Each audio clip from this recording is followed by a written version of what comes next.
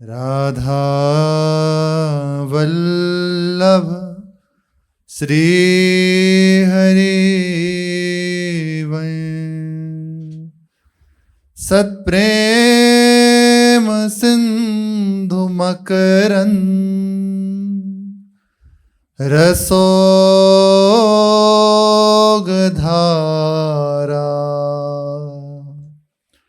सारा नजस्रमभिता श्रवदाश्रितेषु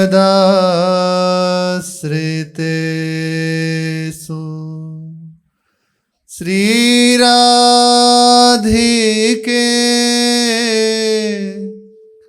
तब कदा चरणारविंदौ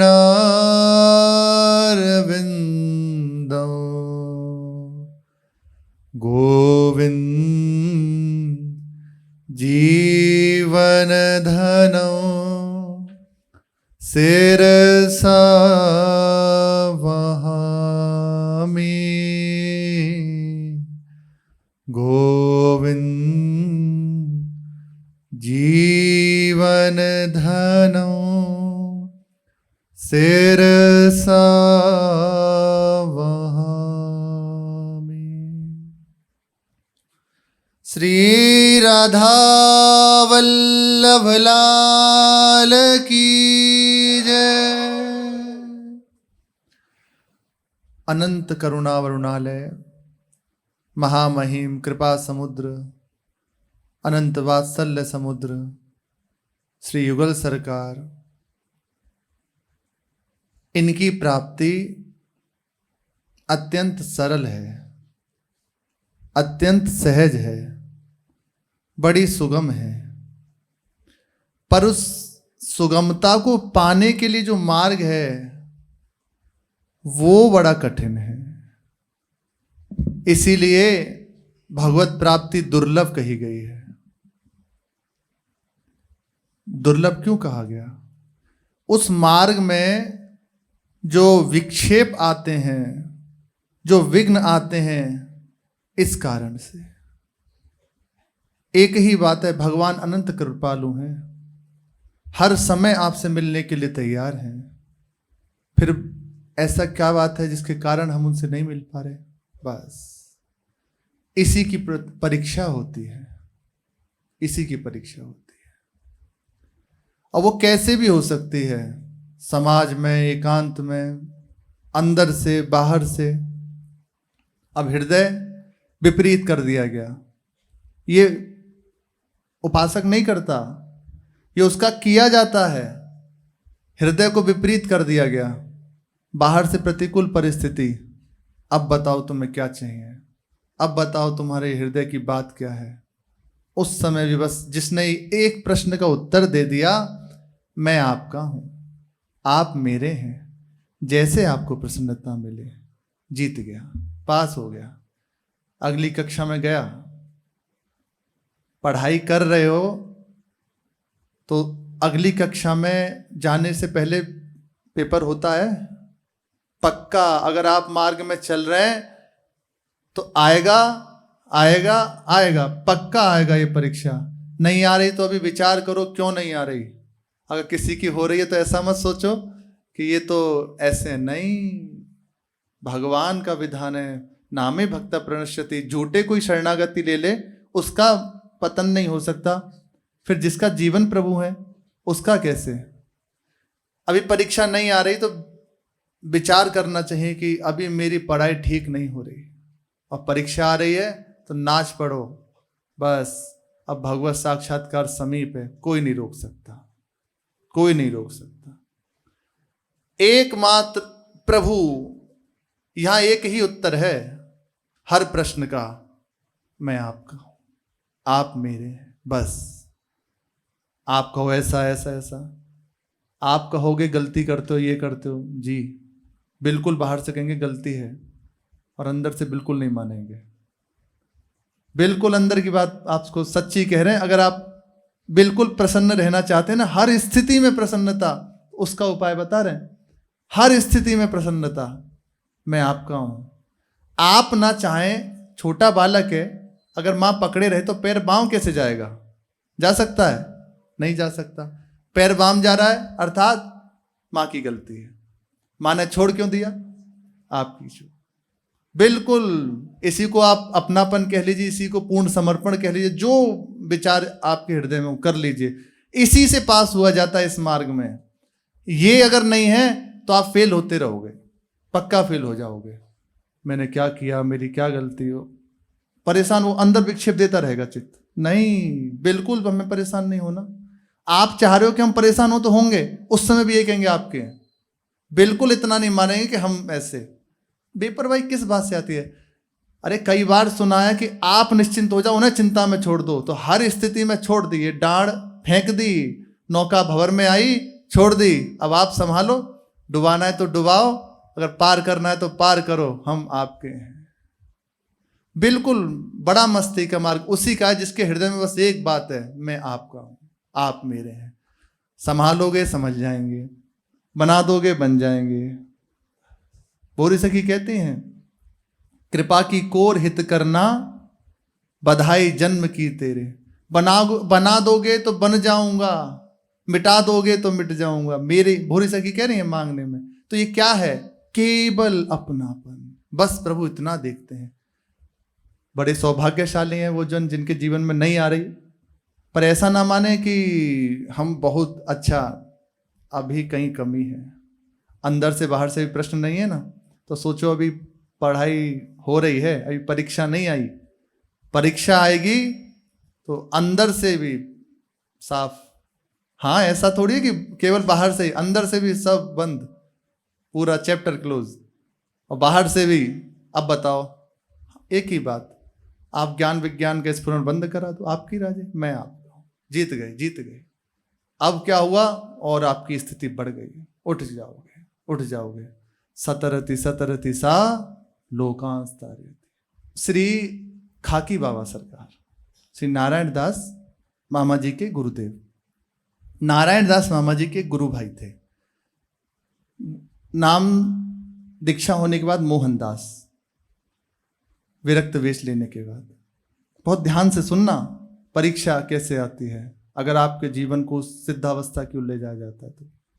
हम अपनी नहीं कह रहे, हम घटना की बात कर रहे हैं। ऐसा मत कहे कि आप नहीं, हमारी तो जो कुछ है श्री जी हैं, उन्हीं के हाथ में जीवन है, जब जैसा मन करें वो करें, उसमें प्रश्न थोड़ी ऐसा क्यों। अब मान लो प्रभु की इच्छा है इससे थोड़ा कड़वा सुनना है तो कड़वा सुनना शुरू कर देंगे, यहाँ से कड़वा शुरू। अब उन्हें उल्टा होता है ना, कई बार बहुत स्तुति करते करते पेट भर जाता है कि अरे बहुत दिन हो गए, बड़ी विनय और बहुत स्तुति कर रहे हैं, तो अब थोड़ा सा इसको चेताओ, तो चिढ़ा दिया। तो अब प्रभु के सिवा तो कोई है नहीं, तो अब उल्टा सीधा भी सुनाएंगे तो आप ही को सुनाएंगे। अब सुनो बैठ के, जैसे भजन सुनते हो, जैसे पद सुनते हो, जैसे नाम सुनते हो, वैसे हमारी अब ये अंदर के हृदय के उद्गार सुनो। नहीं उससे प्रसन्न होते हैं, वो ये देखते हैं, बस इतना ही प्रभु देखते हैं। सच्ची मानना, इसका मेरे सिवा कोई नहीं, ये मेरा है, मैं इसका हूं, बस, इससे ज्यादा कुछ नहीं। अरे कैसा भी चूक हो जाए, प्रभु देखते थोड़ी है किसी की, वाह, वो दिखाना चाहते हैं कि देखो ये हमारा है, हर बात में प्रसन्न है। इसलिए कभी निराश नहीं होना चाहिए, चाहे जैसी परिस्थिति। गुरु जी खूब कहे ना, जा तुझे कभी सृज नहीं मिलेंगी, तो नाचना चाहिए। आप कितना भी कहो, आप अपार कृपा समुद्र हो, आप ना चाह के भी दोगे ही दोगे। अच्छा श्री जी कोई और थोड़ी है, आप ही तो हो। जब आप खुद कह रहे हो तो आप देख लेना, हमें इस बात की चिंता नहीं है, मत मिलना, हम आपके हैं। जबरदस्ती आगे गले से मिल जाएंगे, छाए रहेंगे यहाँ। जिस समय ऐसी घटना होती तो उस समय प्रभु सामने होते हैं। अब बताओ क्या बात है, बस ऐसे ही होता है। बस निश्चिंत रहो, प्रसन्न रहो, कभी निराश नहीं होना चाहिए। आएगी, पक्का आएगी, आप यदि भगवत मार्ग में हैं। और देखो भगवत मार्ग की बात, आप संसार में भी हैं तो जीवन में प्रश्न आता ही है, प्रारब्ध जनित आता है ना, कभी निंदा है, कभी यश है, कभी उपेक्षा है, कभी कुछ है, आता ही है। अब भगवत मार्ग में होके भगवान के होगा, ये विशेष बात है। अब आएगा तो प्रभु से पास होके आएगा। प्रभु आपको पक्का करना चाहते हैं। तो श्री नारायण दास मामा जी के जो गुरु भाई थे श्री मोहनदास जी, दीक्षा के बाद उनका नाम मोहनदास हुआ। वे बहुत अच्छे परिवार से, बड़े घर से थे, तो रहन सहन भी बड़ा उनका शौकीन जैसा। वे श्री खाकी बाबा से कहते हमें विरक्त वेश दे दीजिए। बाबा मना कर देते कि अभी तुम योग्य नहीं हो, स्पष्ट मना कर। खाकी बाबा तो परम सिद्ध महापुरुष, स्पष्ट मना कर देते अभी तुम योग्य नहीं हो। पर बहुत आग्रह किया कि नहीं नहीं आप दे दीजिए, तो फिर विरक्त वेश दे दिया। विरक्त वेश दिया तो वहां से हटके वो अन्य स्थान पर जाके भजन करना उन्होंने प्रारंभ किया। कुछ ही दिनों में प्रसिद्धि हुई। अब देखो परीक्षा, प्रसिद्धि हुई, लोग बागों का आना शुरू हुआ। अब उस समय जब खाकी बाबा विराजमान थे, 50 साल से ज़्यादा होगी खाकी बाबा कुछ गए हुए, और सबके पास गाड़ियाँ नहीं थी। तो उस समय श्री मोहनदास जी के पास अपनी जीप, खूब पैसा, क्योंकि भगवान की सेवा में, भगवान के चरणों में अर्पित है, तो ये सब ऐश्वर्य लुटता ही है, आने लगा। अब श्री मोहनदास जी ने विचार किया गुरु पूर्णिमा का दिन है, गुरुदेव के पास चलना चाहिए। बस गए, सुंदर रेशमी वस्त्र, सुंदर घड़ी, जीप और नए नोटों की गड्डी वे लेके गए। और जाकर श्री खाकी बाबा के चरणों में, वो धूना पे बैठे थे, लगाते हैं संत जन, धूने पे बैठे हुए थे, चरणों में अर्पित किया। एक बार ऐसे दृष्टि उठा के देखा, फिर नीचे कर ली। फिर उन्होंने कहा महाराज जी आपका सेवक मोहनदास प्रणाम कर रहा है। एक बार कहा, ध्यान नहीं दिया। 2 बार कहा, 3 बार, एक ही बात लगातार यही कही। अब बाबा की भ्रकुटी वक्र हो गई, श्री खाकी बाबा की भ्रकुटी वक्र हो गई। तत्काल अब विचार करो, देखो परीक्षा, धूने में लकड़ी जल रही थी, उसे खींचा और उसी से पीटना शुरू किया। और जबकि उनके संग बहुत समाज आया हुआ था, उन्हीं के सामने जलती हुई लकड़ी से तो पूरे शरीर में निशान पड़ गए। बहुत पीटा, अचला बचला सब जल गया और पूरे शरीर में दाग पड़ गए। प्रणाम किया, कुछ बोले नहीं। यही है, इतनी ही बस होती है। कहाँ है, क्या हो रहा है, इस बात से मतलब नहीं, कोई आपकी गलती नहीं, कुछ नहीं। अब बात कर रहे हैं तो कोई गलती नहीं, पर आपकी परीक्षा बढ़ाना है ना आगे, कोई और आपकी ओर दृष्टि उठाकर न देख सके, माया देख ना सके, इसलिए गुरुजनों की वक्र दृष्टि रहती है। खूब अच्छे से उनको पीटा और क्या, चला जाए यहाँ से। बाबा ने प्रणाम किया, चरण पकड़े और बस वैसे ही चले गए श्री मोहनदास जी। और एक स्थान है जहाँ उनका, उन्हीं के नाम से आज भी स्थान बना हुआ है, वहां जाकर खुले में बैठ गए, सिर नीचे, और बस ऐसे बैठे रहे।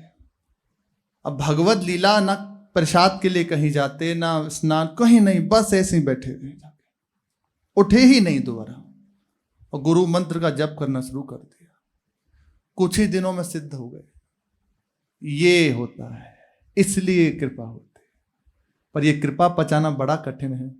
अरे हृदय विकल कर देगा, अहंकार शेष है ना, तो वो परेशान करता है, प्रश्न करता है कैसे, क्यों। बस एक ही बात, उनकी राजी। जब आपका कुछ नहीं है तो फिर प्रश्न क्यों। बस आप मेरे, आप जिससे प्रसन्न हो, आपको क्या प्रिय है, आपको अच्छा लगता है कि भरे समाज में आपकी राजी, मेरी कोई आकांक्षा नहीं। आप खूब, जैसे आप राजी हो, जैसे आप प्रसन्न हो, बस जीत गया, जीत गया। खाकी बाबा उस स्थान पे जहां वे संत मोहनदास जी थे, कुछ दिनों बाद एक अपने शिष्य के यहाँ गए। अब देखो भगवान की लीला। अब वो बैठे हैं, गुरु पूर्णिमा का दिन था, और स्वयं खाकी बाबा के इतने दिन हो गए, कई वर्ष हो गए दूर हुए, अब उनके हृदय में चल रहा है कि आज मुझे मोहनदास की याद आ रही है। अब कैसे समझोगे। इसलिए गुरुजनों की जो बाहरी लीला, उसे समझ पाना बड़ा कठिन है। देखने में लगेगा कितना कष्ट दे रहे हैं, दुखी नहीं, वो किस रूप से क्या संभालना चाहते हैं, ये अपनी बुद्धि थोड़ी लगती है। यहाँ केवल वचनम करे शैतो में, यहाँ बुद्धि नहीं लगती, बुद्धि के द्वारा नहीं समझ पाओगे, उनके हो जाओ समझ जाओगे। केवल आपके, केवल आप मेरे, इसी से, बस इसी से सब बात बन जाती है, इसी से समस्त ज्ञान विज्ञान स्फुरित होने लगता है। ये सब पढ़ना लिखना एक अलग चीज है, और कृपा दृष्टि एक अलग चीज है। बिल्कुल खड़े होके आपको किया जाएगा, बस आपका बाहर से गलती मन, अंदर से बिल्कुल नहीं माने। आपकी राजी, आप संभाले रहो, आप पकड़े रहो, आपके ऊपर है। तो श्री बाबा के हृदय में आने लगा कि आज मुझे मोहनदास की याद आ रही है। मुझे लगता है अब देखो सब, मेरा मोहनदास यहीं कहीं है।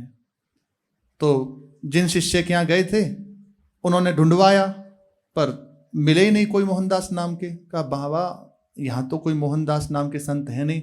हाँ, एक संत हैं, पर वो ऐसे रहते हैं कि कोई उनकी चेष्टा को समझ ही नहीं सकता। अद्भुत अवस्था में है, ना खाने के लिए कहीं जाते हैं, ना कहीं उठते हैं, बस एक स्थान पर बैठे हुए हैं, बिल्कुल अद्भुत अवस्था है। बोले वही मेरा मोहनदास है, ले चलो मुझे।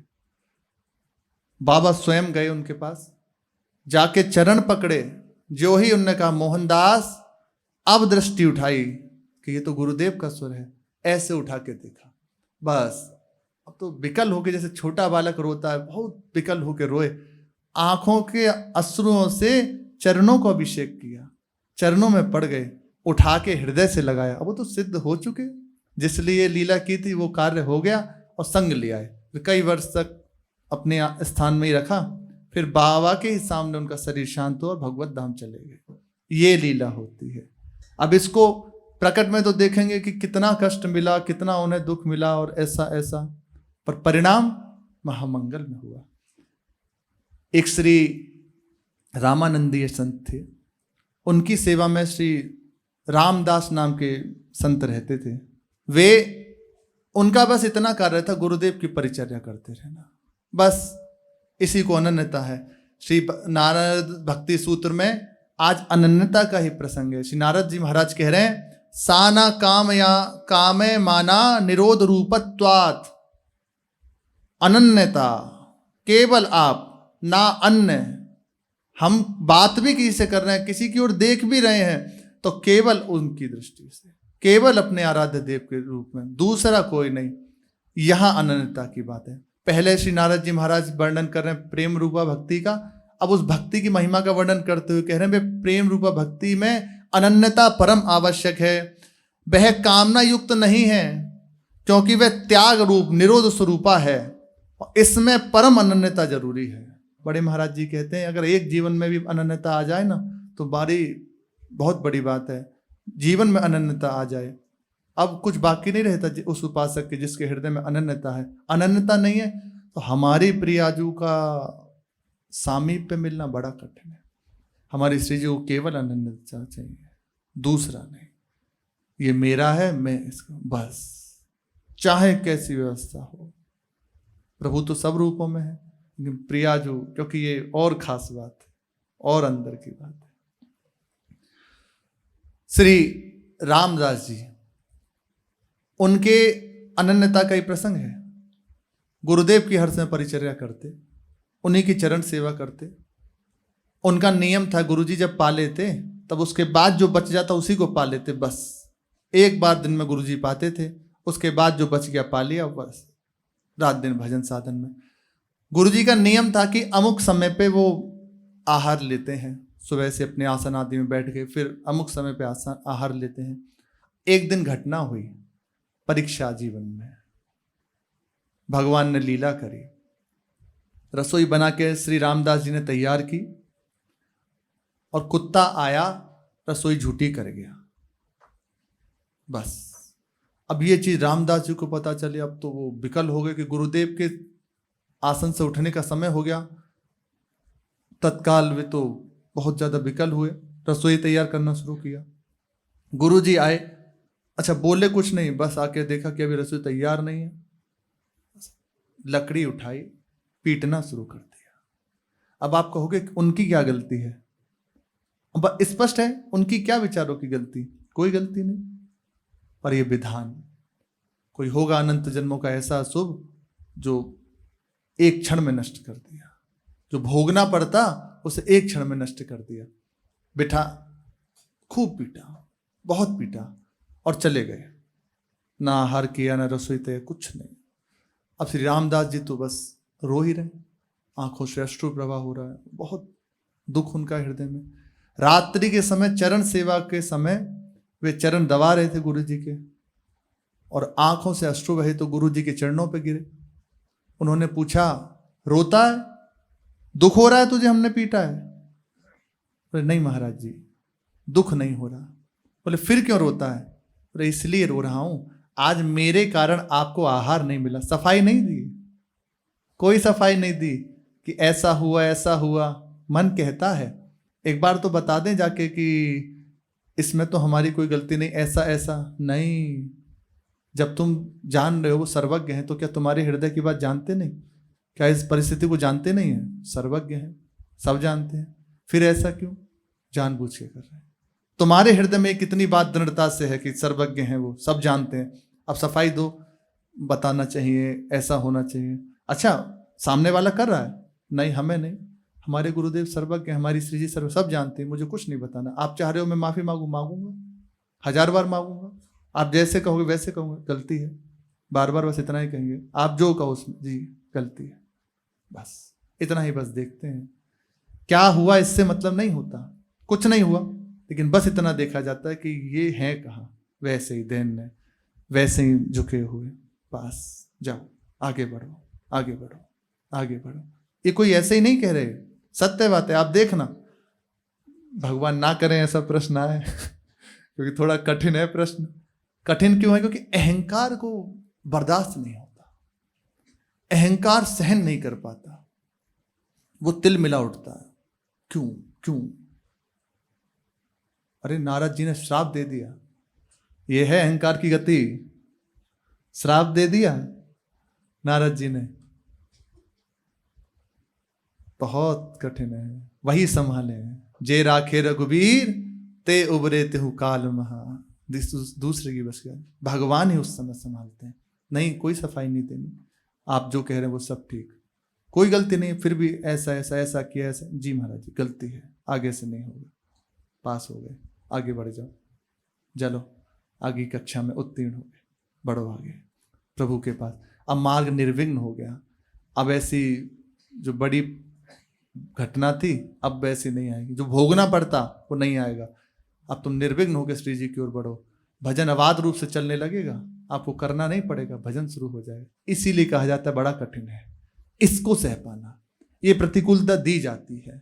अगर आप जितना अच्छे से, जितनी हृदय में दृढ़ता ये कर लोगे ना, मैं बस भगवत साक्षात्कार करना चाहता हूँ, मैं केवल प्रभु को प्राप्त करना चाहता हूँ, उतना ही जोर का जीवन में प्रश्न आ जाएगा, उतने ही जोर से, और आते रहेंगे। और हर प्रश्न का एक ही उत्तर मैं आपका, बस समझ में आ जाए प्रभु कहलवा रहे हैं, आपके भी और हमारे भी, आपका हो, आप मेरे हैं, कोई सफाई नहीं। रामदास जी ने कहा नहीं गुरुदेव, आज आप मेरे कारण भूखे रह गए, आज आपने प्रसाद नहीं पाया, इसलिए मेरा हृदय दुखी हो रहा है, मैं तो आपका हूं, चाहे जैसा बर्ताव कीजिए, जो आपको राजी हो। अरे प्रसन्न हो गए, उठ के हृदय से लगाया और कहा बता क्या चाहिए, समर्थ हैं तेरे गुरुदेव, क्या मांगता है? बोले बस आपके चरणों में पड़ा रहूं। बोले नहीं नहीं, बता तेरे हृदय की क्या बात है, बता। बोले जिसलिए ये मार्ग अपनाया है, जिसलिए आपके चरणों में आए, जिसलिए अचला लंगोटी धारण किए, इसकी पूर्णता हो जाए। तो अपना चरण उठा के छाती पे रख दिया और दिखाई दिया गुरुदेव की जगह श्री सीताराम जी महाराज खड़े हैं। ये होती है करुणा, तत्काल भगवत साक्षात्कार करा दिया। समझ पाना कठिन है। उड़िया बाबा जी के एक शिष्य थे, कोई ऐसी चूक हो गई, बाबा ने कह दिया चले जाओ हमारे नेत्रों के सामने से, सामने मत आना। अब सबने कि हाँ हाँ हटाओ। बाबा ने कह दिया 3 वर्ष तक हमारे नेत्रों के सामने मत आना, हटा दिया। और वे भी जैसी आज्ञा चले गए। 3 वर्ष में ब्रह्मबोध हो गया। इतना विरह बाबा के चरणों का उनके हृदय में बड़ा बोध हो गया। बस इसलिए ये परीक्षा आएगी और इसका बस सहज उत्तर है, मैं आपका हूं, आप मेरे। अंदर से बिल्कुल आप इतनी बात दृढ़ रहना, जब मेरे में सामर्थ्य नहीं है तो मैं कैसे बिगाड़ सकता हूं। देखो और खोल के कह रहे हैं, बहुत ध्यान से सुनना। आपसे खूब अच्छे से भजन हो रहा है, खूब अच्छे आचरण हो रहे हैं, खूब अच्छा आप प्रस्तुति कर रहे हैं प्रभु को रिझाने की, सेवा आदि सब, तो उसमें क्या श्रेय जाएगा? गुरु जी की कृपा से, श्री जी की कृपा से हो रहा है, मेरा इसमें कोई बल नहीं। अब गलती हो गई तो फिर इसमें अपने को क्यों मानना? समझना, अपने को मान रहे हो, अर्थात अभी गलती कर रहे हो। नहीं, जब वो आप करा रहे हैं तो ये भी आप करा रहे हैं। जब अच्छा आपका तो ये भी आपका। मेरा ना अच्छा ना बुरा, मेरे बस आपके द्वारा है। अंदर से बस इतनी बात हो, आप पकड़े रहो तो पैर बाम कैसे जा सकता है, और आप छोड़ दो तो कौन संभल सकता है? आपके द्वारा है। आप पकड़े रहोगे संभल जाएंगे, आप छोड़ दोगे तो हम तो वैसे ही गिरे हुए हैं, वैसे ही गिरे रहेंगे। बस जीत जाता है बस। इतने, इसीलिए प्रश्न जीवन में आते हैं, इसीलिए ये लीला भगवान करते हैं, उसे बढ़ाने के लिए, ना कि उसे गिराने के लिए। अरे एक जगह उसको मानो अपमानित कराए तो 1000 जगह उसको जय जयकार उसकी करा दे रहे। उनके लिए खेल है, उनके लिए खेल है। आपकी दृष्टि में बस प्रभु के सिवा कोई नहीं होना चाहिए, मेरे आप। वैसे ही लड़ेंगे झगड़ेंगे सब होगा आपसे, क्योंकि अब कहाँ जाए आपके सिवा। मानो हृदय में जलन हो रही है, किससे करें? अब आप ही से कहेंगे। अब सुनो हमारी बैठ के, अच्छे से सुनो। आप स्तुति सुनते हो तो अब ये भी सुनो, ये भी स्तुति है एक हमारे हृदय के प्रकट। अब सुनो आप बैठ के, तो उन्हें बुरा नहीं लगता, नहीं लगता। जब उनके सिवा आपका कोई नहीं है तो उनके सिवा कोई और है तो फिर तो प्रश्न हो जाएगा कि ऐसा क्यों? भगवान है, अनंत सर्व महेश्वर, अनंत लोक महेश्वर है, उनसे ऐसे कैसे पूछ सकते हो? पर उनके सिवा कोई और नहीं है तो हो गए आप अनंत लोकों के महेश्वर, मेरे हो आप, बस खत्म, पास हो गया आगे। श्री नारद जी महाराज कह रहे हैं, ये प्रेमा भक्ति सर्वथा त्याग रूप है। अपने आप तक का त्याग कर देना, अपना भी त्याग कर देना। इसमें धन संतान कीर्ति स्वर्ग आदि की तो बात ही क्या, मोक्ष की भी कामना नहीं रह सकती। जिस भक्ति के बदले में कुछ मांगा जाता है या कुछ प्राप्त होने की आशा या आकांक्षा है, वह भक्ति कामना युक्त है, वह स्वार्थ का व्यापार है। हम आपसे प्रेम करते हैं, आपकी सेवा करते हैं, और आप हमारे संग ऐसा मनमानी आचरण करते हैं, ऐसा क्यों? नहीं, आपको दे दिया तो अब आप, ये अचला है, आपको दे दिया, अब आप इसको कंधे पे डालो तो ये प्रश्न करेगा, सर पे रख लो प्रश्न करेगा, चरणों में बांध लो प्रश्न करेगा, उठा के रख दो लग प्रश्न करेगा, कोई इसका प्रश्न। ऐसे होता है समर्पित का जीवन, ये है, कोई प्रश्न नहीं। जैसे आपकी राजी हो, जैसे आपकी प्रसन्नता हो। प्रेमा भक्ति को छोड़कर वह कुछ नहीं चाहता। प्रेमा भक्ति का स्वरूप है केवल प्रभु की प्रसन्नता, केवल उनके लिए। भक्त अपने प्रियतम भगवान और उनकी सेवा को छोड़कर और कुछ चाहता ही नहीं। श्रीमद् भागवत में भगवान कपिल देव कहते हैं, मेरे प्रेमी भक्तगण मेरी सेवा छोड़कर सालोक्य, साष्टी, सामीप्य, सारूप्य, सायुज्य, इन 5 प्रकार की मुक्ति को भी नहीं चाहते। देने पर भी लेते नहीं। दिए मानम न गृह्णन्ति बिना मत सेवनम जना। यथार्थ भक्ति के उदय होने पर समस्त कामनाएं नष्ट हो जाती हैं, और भक्ति का जैसे जैसे आपके हृदय में प्रकाश होगा, आपके जीवन में वैसे वैसे प्रश्न आएगा। आपका भजन उन्नति को प्राप्त हो रहा है तो निश्चित मानिए हर जगह से आपको हटाया जाएगा। भगवान के वचन है, जिस पर कृपा करता हूं उसे हर किसी योग्य नहीं रहने देता। करो में बंधु विच्छेदम, धन छीन लेता हूं, प्रेमी जनों से दूर कर देता हूं, किसी योग्य नहीं रहने देता, शरीर को अस्वस्थ कर देता हूं। अब बताओ, प्रेम करना चाहते हो? हाँ, ये सब नाशवान है, ये सब छूटेगा, हम आपके हैं, बस जीत गया। गिड़गिड़ाना नहीं पड़ता, प्रभु कृपा करता है। क्या इसमें रोना धोना? आपके हैं, आप देखो, उन्हें चिंता होने लगती है। इतना निश्चिंत मेरे लिए योगक्षेम मैं करता हूं। देख, अब प्राप्त की रक्षा और अप्राप्ति की प्राप्ति मेरा बल है। यहां से शुरू होती है यात्रा। तभी तो है, तभी तो भक्त मस्त रहता है। ना लाज तीन लोकन की, न वेद को कयो करे, किसी की कुछ नहीं समझता, वो केवल अपने प्रभु में स्थित रहता है। कामनाएं समस्त नष्ट हो जाती हैं, क्योंकि यह भक्ति निरोध स्वरूपा है, त्याग रूप है। अपने तक का त्याग कर दिया, अपने तक का त्याग कर दिया, अपने तक का, कुछ बाकी नहीं रहता। पूज्य भाई जी महाराज के पावन प्रसंग का अपने जन श्रवण कथन कर रहे हैं।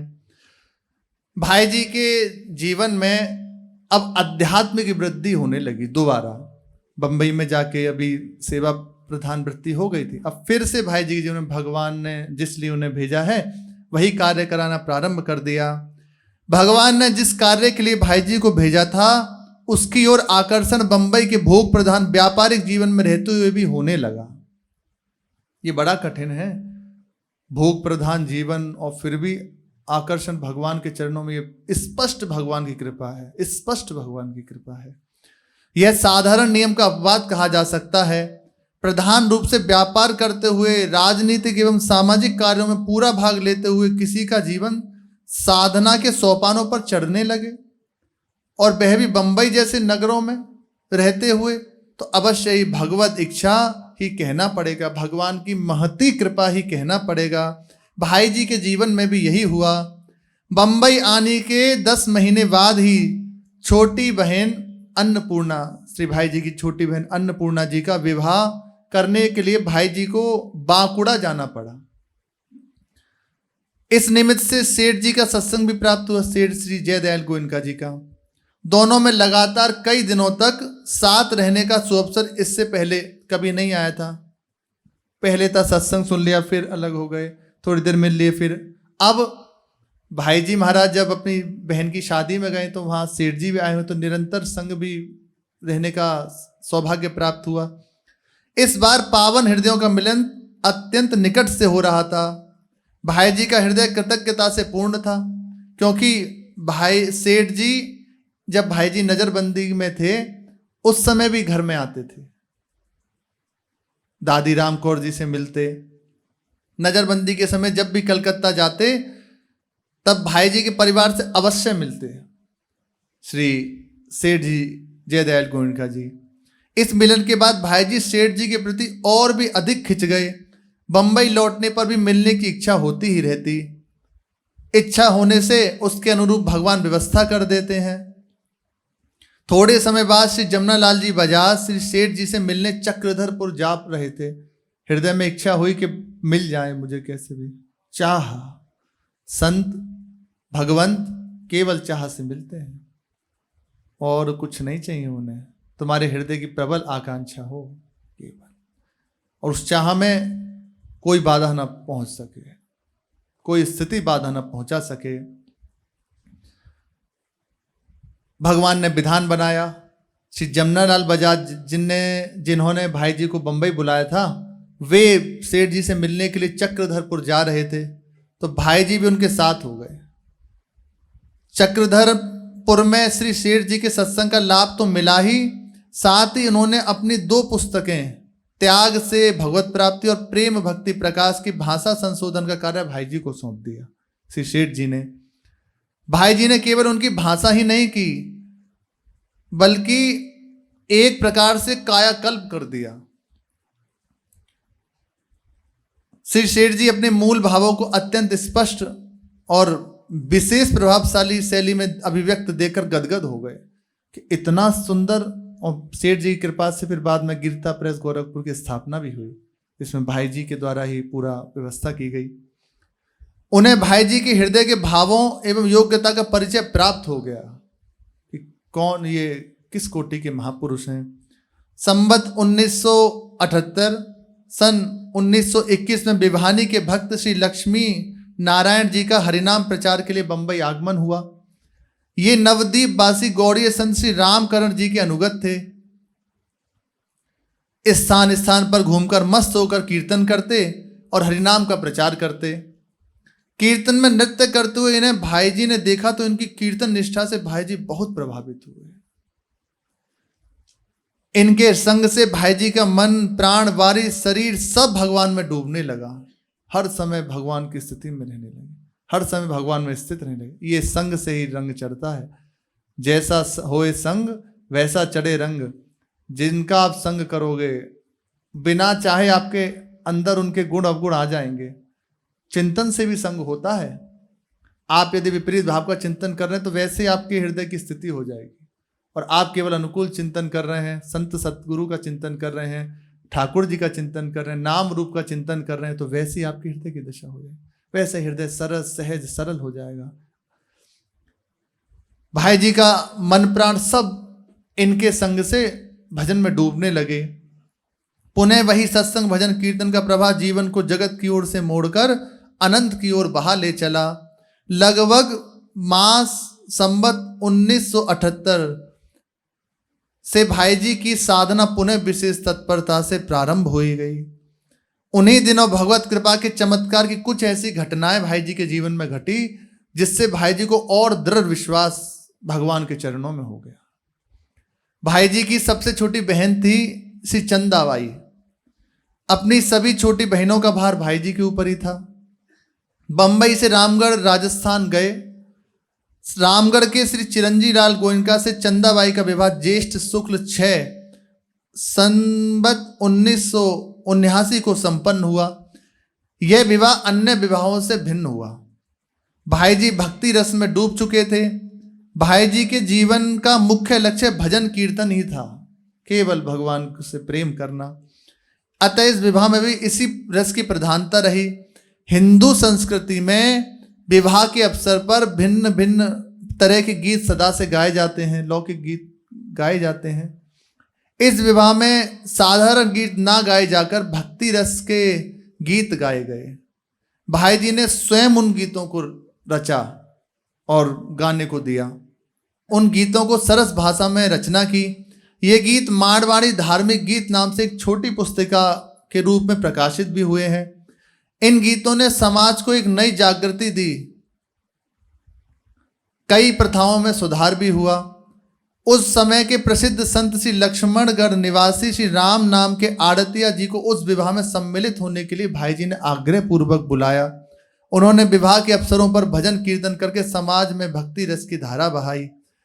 विवाह के बाद मिठाई अवश्य बटी, परंतु केवल मिठाई ही नहीं, मिठाई के साथ साथ भाई जी ने सभी को धार्मिक पुस्तकें बांटी। उन्हें पढ़कर समाज में धार्मिक चेतना जागी। इन्हीं दिनों भाई जी ने पद रचना करना प्रारंभ किया। इन्हीं दिनों भाई जी के इसके द्वारा पद रचना, बहुत इतनी मोटी वाणी है, वो रचना शुरू हुई।